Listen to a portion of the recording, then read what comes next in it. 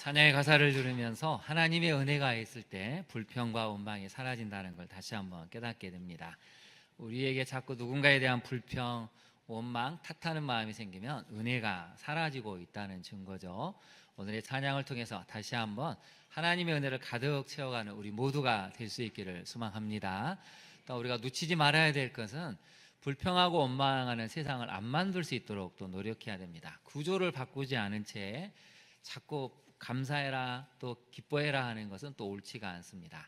유전무죄 무전유죄인 세상이 만들어지는 데서 이런 불평하지 않고 원망하지 않는다는 것도 굉장히 어려운 것이죠. 그래서 그리스도인들은 항상 두 가지 시각을 갖춰야 됩니다.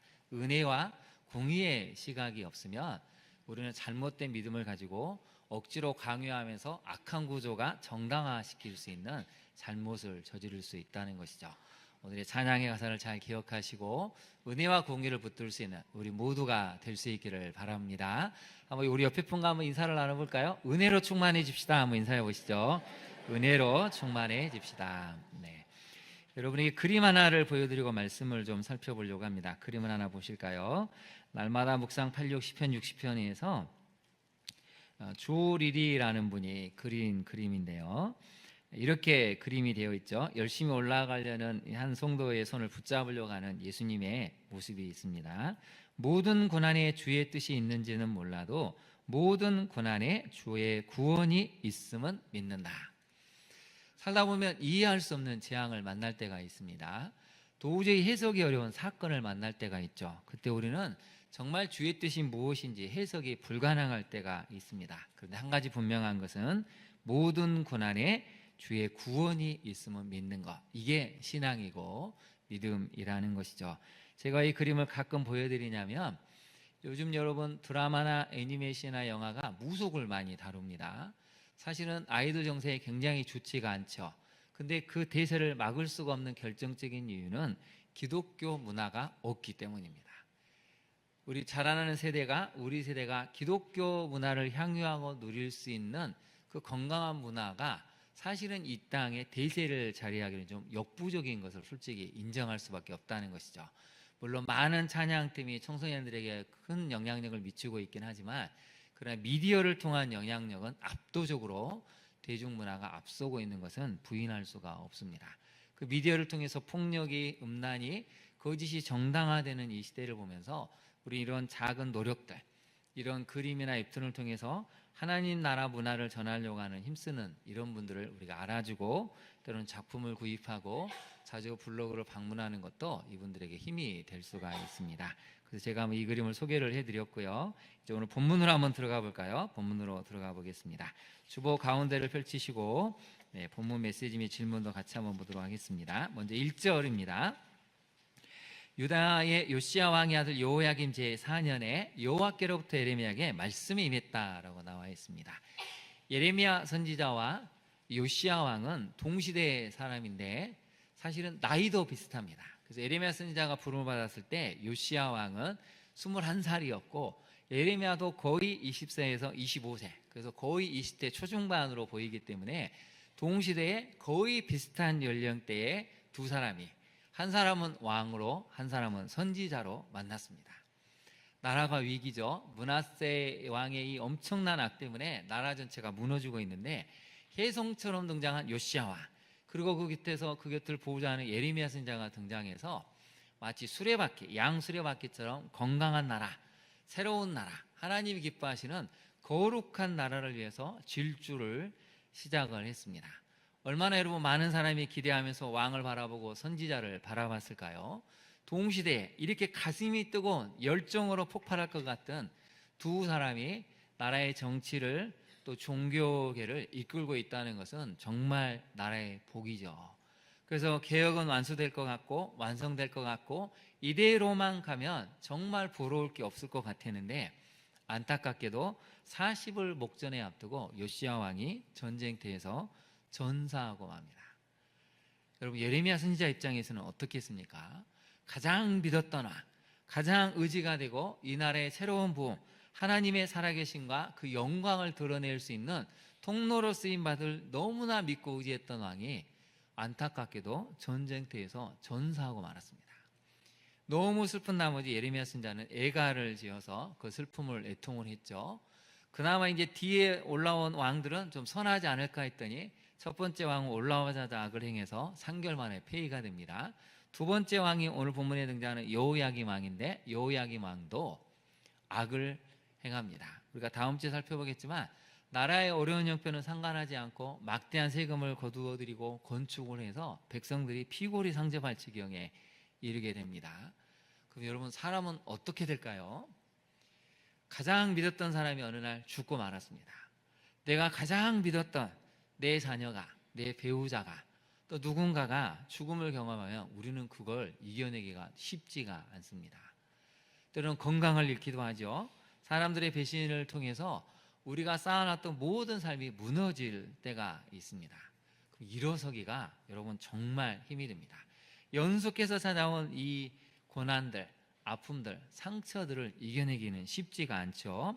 근데 여러분 1절을 보시면 이런 슬픔과 무력감과 절망에 빠져 있는데 하나님은 여전히 말씀을 하신다는 거죠. 여호야김 왕 이 4년에 여호와께로부터 예레미야에게 말씀이 임하시는데 이렇게 말씀을 하십니다. 2절 한번 볼까요? 두루마리 책을 가져와서 내가 내게 말하던 날, 요시야의 날, 곧 요시야의 날부터 오늘까지 이스라엘과 유다와 모든 나라에 대해 기록한 내가 일러준 모든 말을 거기에 기록하라라고 말씀하시죠. 22년 동안 너에게 말했던 것을 다 책에 기록하라는 것입니다. 제가 좀 짧은 인생이지만 살아가면서 제일 존경스러운 사람들 중에 한 부분은 어떤 분들이냐면 일기를 매일 쓰는 분들입니다. 혹시 우리 성도님들 중에 일기를 매일 쓴 분들 계시나요? 제가 존경합니다. 정말 여러분 일기 매일 쓰기가 쉽지 않거든요. 근데 10년, 20년을, 30년을 매일을 빠지지 않고 쓴다? 진짜 대단하죠. 너 하나님 뭐라고 말씀하십니까? 22년 동안 너에게 했던 나의 모든 말을 이 두루마리 책에 기록을 하라는 것입니다. 그래서 예레미야 선지자가 어떻게 한지 아십니까? 여러분 4절을 보시면 예레미야가 네리야의 아들 바룩을 불렀죠. 그리고 바룩을 불러서 두루마리 책을 가져오게 한 다음에 예레미야가 불러주는 대로 여호와께서 그에게 이르신 모든 말씀을, 여러분 4절 거기다 밑줄을 그어볼까요? 여호와께서 그에게 이르신 모든 말씀을 두루마리 책에 기록하니라. 이게 몇 년이 걸렸을까요? 1절은 제4년이라고 나와 있죠. 9절로 가보겠습니다. 9절에 보면 유다의 요시야 왕의 아들 여호야김 제5년 9월에 백성이 여호와 앞에서 금식을 선포하는데 10절에 보면 바룩이 이 두루마리 책에 기록된 모든 말을 백성에게 낭독했다고 나옵니다. 엄청난 분량이라서 거의 1년 가까운 세월 동안 이 책에 22년 동안 하나님이 말씀하신 것을 핵심만을 기록했는데도 이렇게 시간이 걸렸다는 것이죠.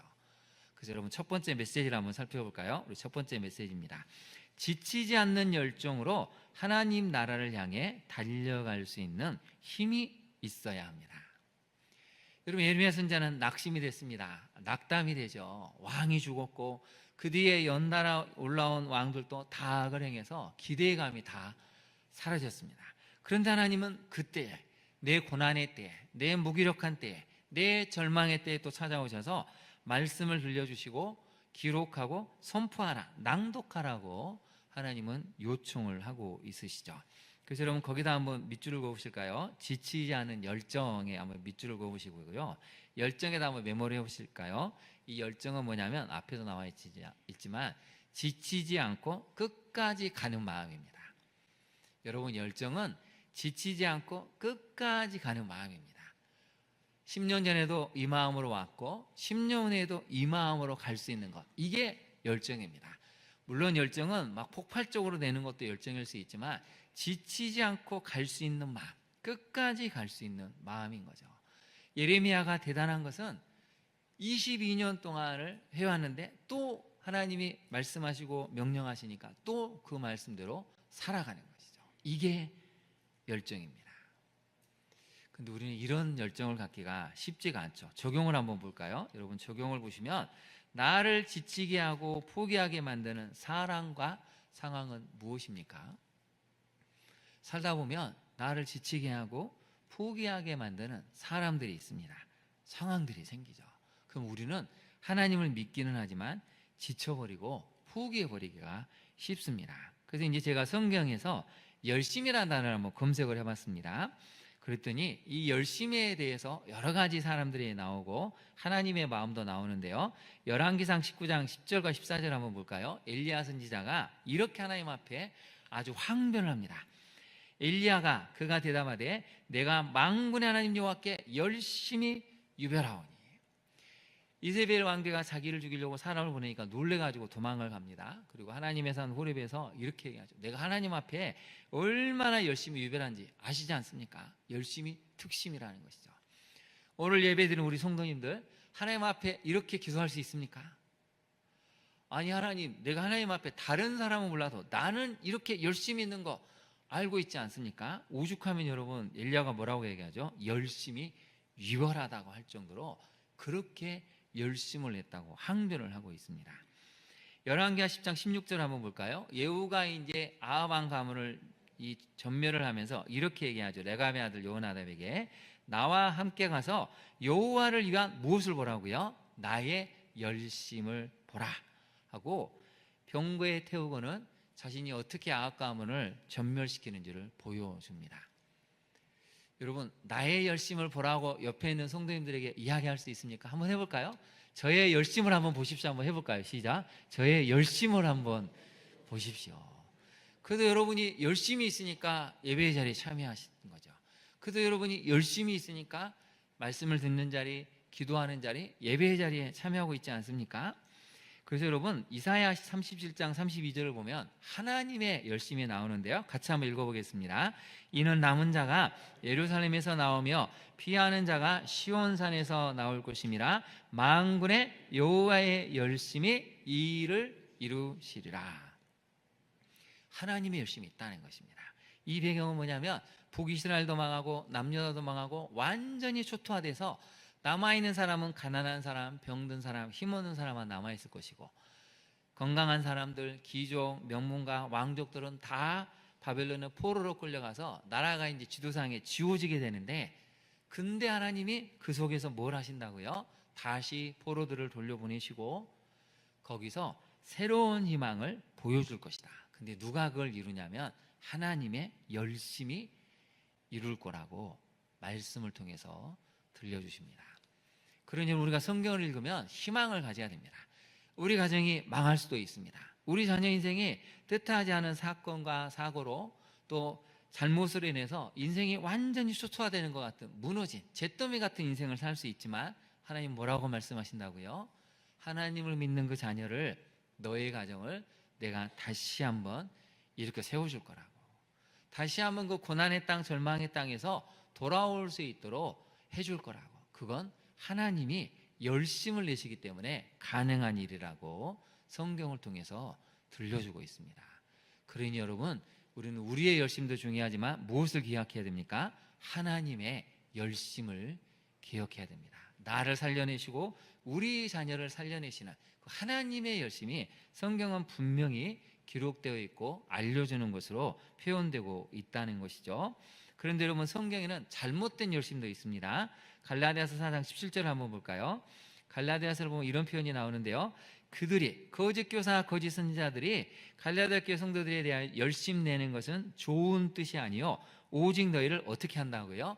이간시켜서 너희로 그들에게 대하여 열심을 내게 하려고 잘못된 열심, 거짓된 열심, 교묘한 열심을 내고 있다는 것입니다. 한마디로 거짓 교사들이 열심 내는 것은 성도들을 분열시키고 이간질시켜서 참 사도되고 참 스승된 사람들을 따라가게 하려고 하는 게 아니고 거짓 교사들을 따르게 하려고 아주 교묘하게 열심을 낸다는 것이죠. 이런 열심은 경계하고 멀리해야 한다는 것입니다. 근데 로마서와 요한계시록을 보면 열심에 대한 단어가 나오는데요. 우리 로마서 12장 11절 말씀 같이 한번 봉독하겠습니다. 시작. 부지런하여 게으르지 말고 열심을 품고 주를 섬겨라. 열심을 품고 주님을 섬기라고 명령하고 있죠. 요한계시록 3장 19절 한번 볼까요? 제가 한번 읽어드리겠습니다. 물은 내가 사랑하는 자를 책망하여 징계하노니 그러므로 너 라오디게아 교회에는 열심을 내라, 회개하라. 이렇게 하나님의 사자가 명령하고 있었습니다. 라오디게아 교회는 미지근한 교회입니다. 차지도 않고 뜨겁지도 않으니까 하나님이 책망하셨다는 거죠. 왜 미지근하냐? 차라리 차든지 뜨겁든지 해야 되는데 미지근하는 것은 죄라는 것이죠. 그래서 마지막으로 다시 한번 볼까요? 너가 열심을 내라. 뭘 해야 된다고요? 회개하라는 것입니다. 여러분, 미지근한 신앙 하나님이 책망하십니다. 차라리 안 믿는 게 더 나을죠. 왜냐하면 진리를 알고 구원이 뭔지를 아는데 미지근해서 하나님을 믿지 않으면 여러분, 이건 나중에 영원한 심판을 피할 수가 없다는 것이죠. 마지막 구절 한번 살펴볼까요? 디도서 2장 14절인데 이건 중요한 구절이라 같이 한번 읽어보겠습니다. 시작. 그가 우리를 대신하여 자신을 주심은 모든 불법에서 우리를 속량하시고 우리를 깨끗하게 하사 선한 일을 열심히 하는 자기 백성이 되게 하려 하심이라. 아멘. 예수 그리스도께서 우리를 위해서 십자가를 지신 이유, 죽으신 이유, 그리고 부활하신 이유는 우리의 죄를 깨끗하게 하시는 것이죠. 우리를 하나님 자녀로 삼기 위해서 하시는데 마지막에 또 하나의 이유가 있습니다. 선한 일을 열심히 하는 자기 백성이 되게 하시려고 예수님이 기꺼이 죽으셨다는 것이죠.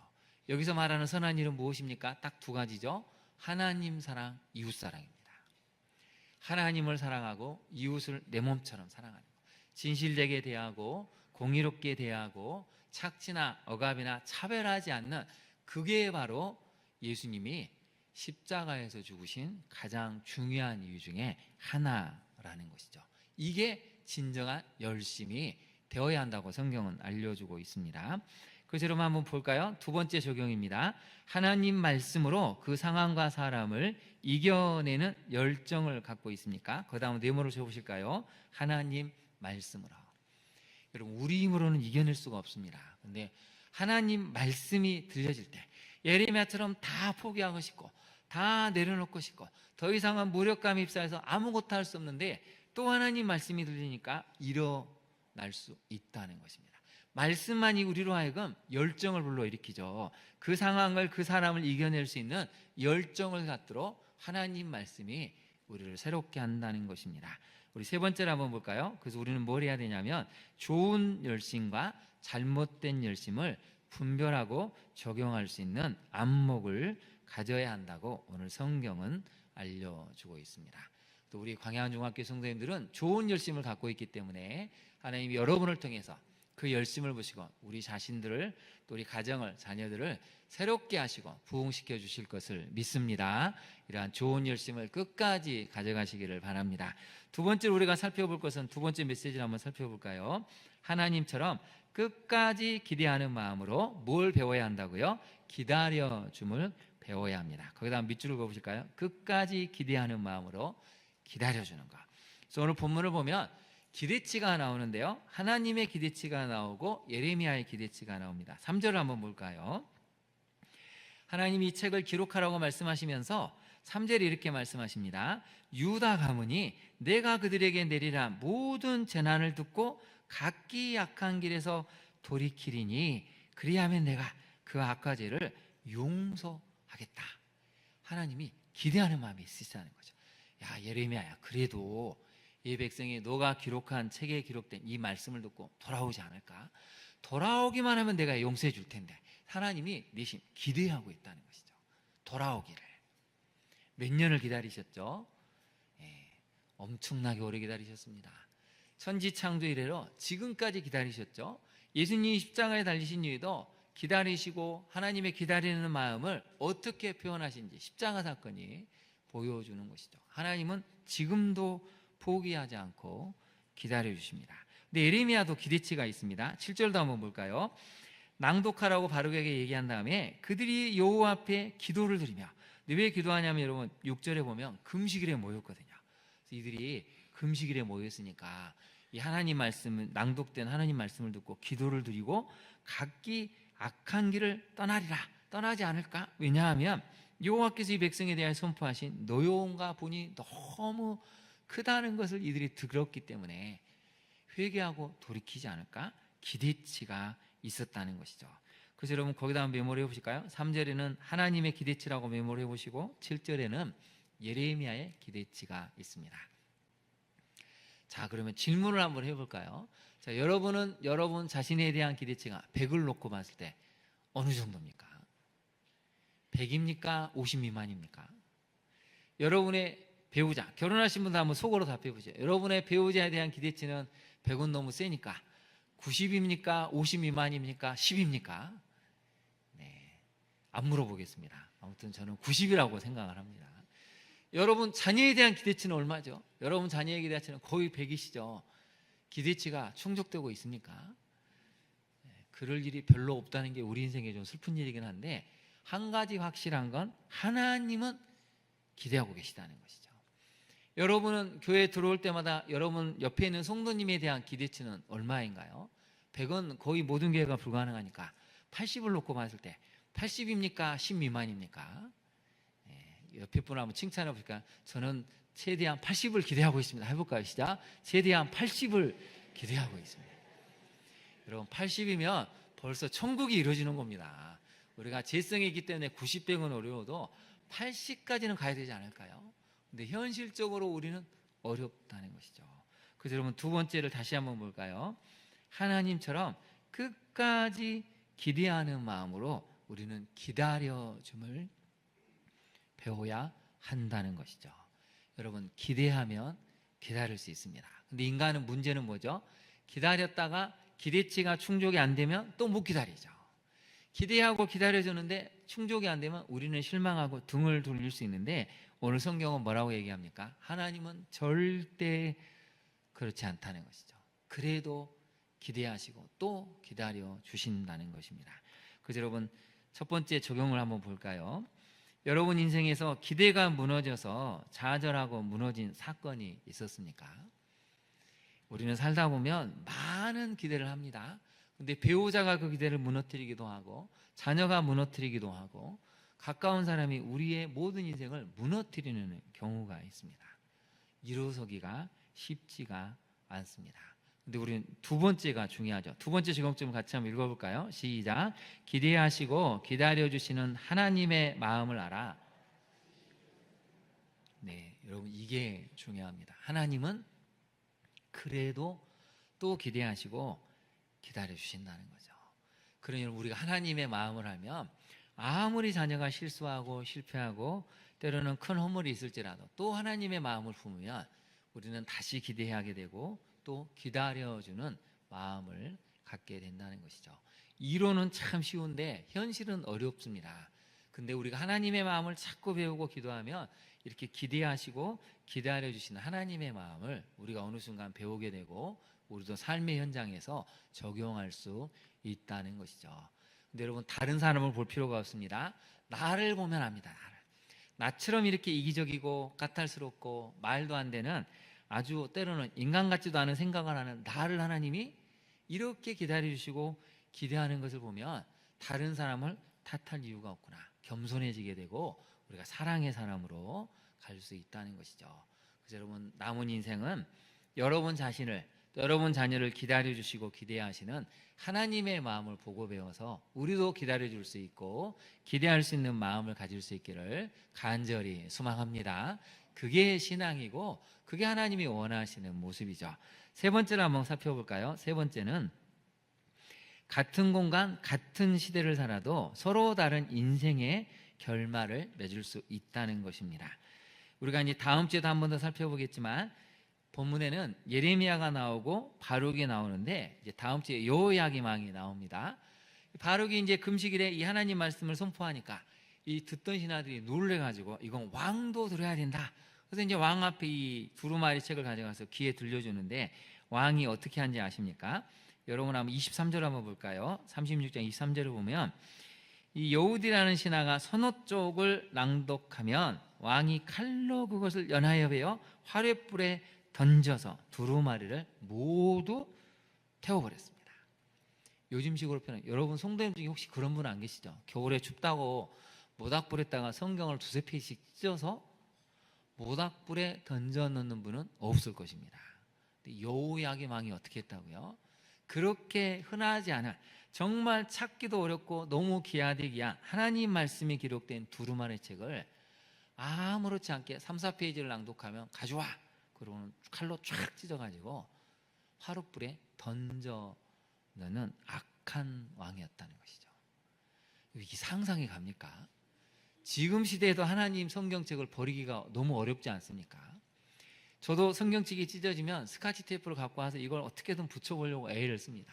그래도 하나님 말씀이 기록된 걸 아니까 두려운 마음이 있는 것이죠. 근데 요약의 왕은 아예 그런 생각조차 하지를 않습니다. 같은 공간에서 같은 시대를 살아도 인생의 결말이 완전히 다른 쪽으로 갈 수 있다는 것을 오늘 성경은 분명하게 보여주죠. 누군가는 같은 공간, 같은 시간을 살아가지만 그 사람이 있는 공간만큼은 따뜻함이 있습니다. 사랑이 있습니다. 용서가 있습니다. 그 사람들과 그 공간에 있으면 너무 행복하는데 어떤 공간에 딱 들어가면 그 사람들 때문에 숨이 막힙니다. 이기적이고 너무 거만하고 교만하고 온통 내뱉는 것은 악분이라서 같이 있는 것이 숨쉬기조차 어려운 때가 있습니다. 우리는 어떤 것을 만들어가는 사람들일까요? 그래서 그럼 첫 번째로 한번 볼까요? 나는 은혜의 공간, 은혜의 시간을 만들어가는 사람입니까? 여러분 가정이 지옥이다라는 것은 사실 여러분의 가정은 이미 은혜의 공간이나 은혜의 시간이 아니고 사실은 미움과 분노와 서로를 향한 탓하는 공간, 시간을 만들어가고 있다는 것이죠. 그래서 우리 강양중학교에 딱 들어오는 순간 은혜가 느껴진다, 사랑이 느껴진다는 것은 사실 우리가 이미 그런 공간을 은혜로 만들어가고 그 시간으로 채워가고 있다는 것이죠. 두 번째 적용을 한번 같이 한번 읽어볼까요? 시작. 하나님 나라에 대한 소망의 불씨를 꺼뜨리지 않고 함께 키워가고 있습니까? 거기다 한번 네모를 쳐보실까요? 소망의 불씨죠.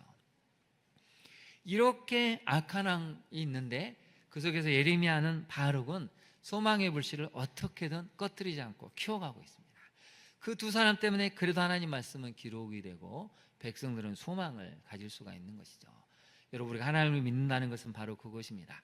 내 안에 있는 이 소망의 불씨, 그래도 하나님에 대한 그 은혜를 사모하는 그 소망의 불씨가 꺼뜨리지 않는다면 반드시 하나님은 그 소망의 불씨를 살려내시고 모닥불로 큰 불꽃으로 이 세상을 비추고 모든 재앙을 불태울 수 있는 어마한 불로 만드신다는 것이죠.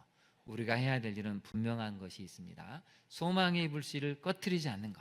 그래서 우리가 살아가는 공간과 시간을 은혜로 채워가는 것. 이게 우리의 남은 인생에 해야 될 일이라고 하나님 오늘 말씀을 통해서 알려주고 계십니다. 여러분, 이 말씀을 잘 기억하시고 남은 인생은 오늘의 본문의 메시지처럼 하나님의 기다려줌을 배우시고 또 우리의 이 시간과 공간을 은혜로 채우셔서 여러분을 통해서 다시 한번 새 인생을 꿈꾸고 살아가는 우리 자녀들 또 많은 이웃들이 나타날 수 있기를 진심으로 축원합니다. 기도하겠습니다. 오늘 주신 말씀을 생각하고 우리 함께 기도할까요? 여러분을 지치게 하고 포기하게 만드는 사랑과 상황은 무엇입니까? 하나님처럼 우리는 끝까지 기대하고 기다려주는 마음을 배워야 됩니다. 나에게 삶의 상처를 주고 아픈 사람들이 있다면 하나님, 그래도 우리가 기대하고 기다리는 하나님의 마음을 배워서 이 마음을 품게 해달라고, 무엇보다도 우리가 살아가는 공간 시간을 은혜로 채워갈 수 우리가 될 수 있도록 우리 이 시간 주님의 이름을 세 번 부른 다음에 기도하도록 하겠습니다. 주여 주여 주여 간절히 간구합니다. 주님, 우리를 불쌍히 여겨주옵소서. 주님, 오늘의 말씀을 기억합니다. 예레미야 선지자처럼 요시야 왕의 죽음 때문에 두명 왕 때문에 마음이 상하고 아픔이 있지만 그래도 하나님 말씀으로 다시 한번 일어섰던 그 마음을 갖기를 원합니다. 끝까지 지치지 않고 갈 수 있는 이러한 은혜로운 마음을 우리에게 허락하여 주옵소서. 하나님, 우리의 기대가 무너져서 좌절하가 무너질 때가 얼마나 많은지요. 내 인생을 송두리째 무너지게 하는 그 사건이 있고 그것을 만들어낸 사람들이 있습니다. 절망하고 포기하고 낙심하는 이때 다시 한번 하나님의 말씀으로 일어서게 하여 주옵소서. 끝까지 하나님께서 우리를 기다려주시고 기대하시는 그 마음을 알아 다시 한번 일어서고 용기를 내어 달려갈 수 있는 우리가 될 수 있기를 소망합니다. 무엇보다도 우리가 살아가는 이 공간을, 시간을 은혜로 채워서 많은 사람들이 이 공간 안에 들어왔을 때 하나님의 사랑을 느끼고 경험하고 그들의 상처와 아픔이 치유되고 회복될 수 있도록 주님, 우리가 이 시간을, 이 공간을 은혜로 채워가게 하옵소서. 모든 성도들의 가정에 이 은혜로 충만해져서 지옥 같은 나날들이 아니라 하나님의 사랑으로 회복이 되고 다시 한번 살고자 결단하고 일어설 수 있는 큰 은혜를 만들어가는 우리 모두가 될 수 있도록 주님 도와주시옵소서. 주시옵소서. 예수님 이름으로 기도합니다. 아멘.